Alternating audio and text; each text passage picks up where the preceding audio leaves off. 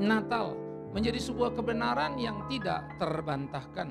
Dua sudut hidup yang saling melengkapi di dalam mengajar kita untuk memahami makna sesungguhnya dari iman Kristen. Itu sebab belajar mengerti iman Kristen bukan hal yang sederhana.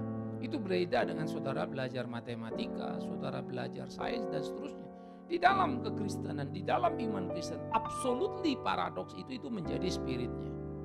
Bahagia, dianiaya. Bagaimana mau mengerti itu? Dalam bahasa Indonesia nggak akan ketemu kalau kita bicara bahasa sastra misalnya. Ya, nggak ada logika itu. Logika itu adalah satu logika yang mewarnai seluruh kehidupan Kristen. Jikalau kau mau ditinggikan, kau harus mau direndahkan. Itu bagaimana ceritanya itu? Kalau kau mau memimpin, kau harus mau melayani. Maka engkau akan menemukan suatu lompatan-lompatan logika yang begitu luar biasa di dalam iman Kristen. Karena itu memerlukan satu hal yang penting untuk kita terus belajar sehingga tidak terjebak pada dualistiknya dunia. Kalau dunia itu senang, susah itu beda. Mana bisa orang senang sekali susah atau orang susah sekaligus senang? Nggak ada ceritanya itu. Susah ya susah, senang ya senang. Itu logika umumnya. Itulah dualistik dalam dunia. Celakanya orang Kristen memandang kekristenan justru terjebak pada cara paham dualistik itu. Oleh karena itu sakit menjadi sesuatu yang ditakuti. Sakit pasti sembuh, miskin pasti kaya. Emang kenapa kalau miskin? Banyak orang kaya yang miskin, tapi banyak orang miskin yang kaya. Itu Alkitab kok. Aku tahu kemiskinanmu, hai Smirna, namun engkau kaya. Hei kau Laodikea yang berpikir engkau punya emas, perak dan seterusnya. Engkau miskin, engkau melarat, kau tidak tahu dirimu. Itu di Alkitab. Saudara boleh lihat dari PL sampai ke PB, dari Kejadian sampai kepada kitab Wahyu. Engkau akan menemukan pikiran-pikiran paradoks yang begitu kental.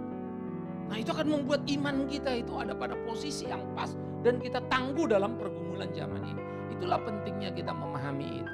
Nah jadi saudara-saudaraku yang kekasih, awas. Kita memang hidup dalam paradoks itu. Tapi jangan sampai kita menjadi terjebak dalam kontradiksi. Selalu ingat, itu beda. Kalau kontradiksi, katanya kita melayani tapi justru menyakiti. Katanya kita mengasihi tapi justru membenci. Katanya kita bersatu hati tapi justru memecah belah. Nah itu kontradiksi. Mana boleh orang Kristen gitu. Katanya pendeta tapi mencuri. Wah itu kan gawat. Ya.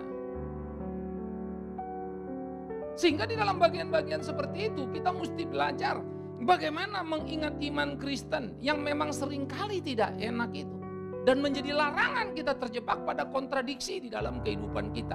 Jadi hati-hati ya, kontradiksi dan paradoks ini mesti bisa dibedakan dulu ini. Ya, kita hidup paradoks absolutely itu. Tapi bukan kontradiktif. Ya.